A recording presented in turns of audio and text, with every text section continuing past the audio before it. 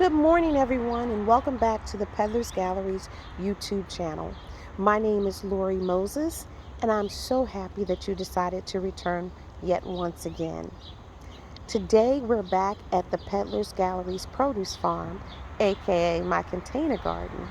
If you recall last week, I introduced to you what was coming up in the Peddler's Gallery farm. We talked about what a container garden is and a few other things. Well, today I wanted to get a little up close and personal with one of the things that are popping up in the garden. So if you have a couple of minutes, keep watching. What you see right here in this particular 5-gallon container bucket is loofah. Yeah, that's right, loofah. Those things that you wash yourself up with in the shower or the bathtub, or you may even decide to use them to wash dishes. Many people believe that loofah is something that grows under the sea, when in fact it is a tropical pumpkin plant or squash plant, and it loves hot weather. It'll grow from now until approximately November, and we'll begin to cut them off the vines at that time. So I just wanted to share with you how the loofah is growing here at the Peddler's Produce Gallery, the Peddler's Produce Farm. Take a look. It's a viney plant, and it'll probably grow as high as whatever you have to sustain it to crawl. Here I have a 2x4, and it's growing up the 2x4. I mark it periodically every 2 to 3, maybe even 4 days. But what I found is in those 2 to 4 days, the loofah can grow anywhere from 1 inch to 6 inches within that time.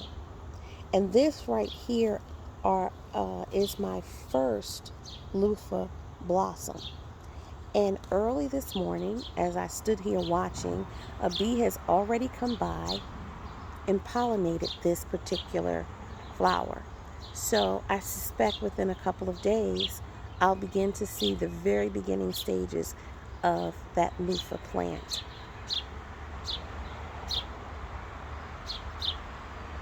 So this is where it's ended thus far, and this is how far it still has to go before it makes it up to the purple ropes that you see.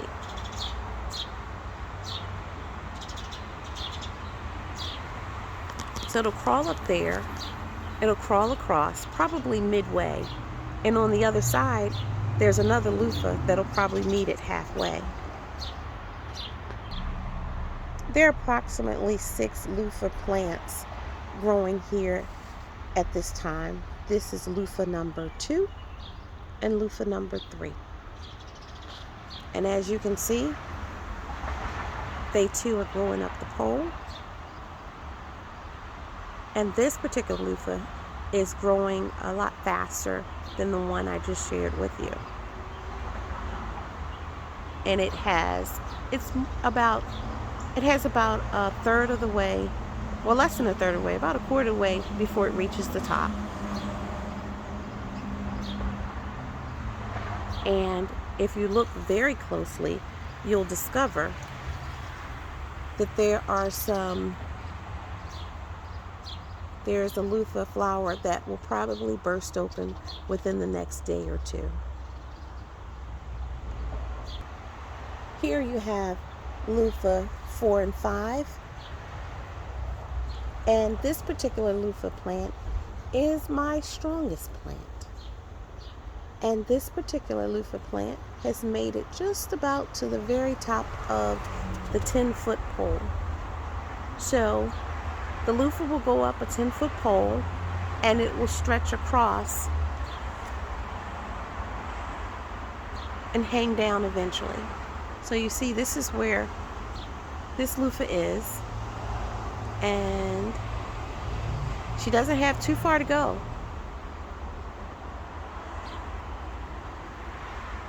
before she makes it to the top. Lastly, This is Luffa number 6.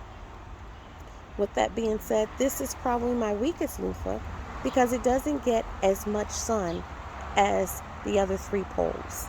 But we're working to change some things here. She has about halfway up, she's halfway up the pole.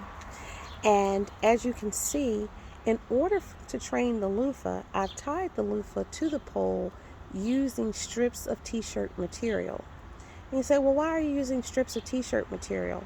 Where strips of t-shirt material will promise not to cut into the vines of the loofah.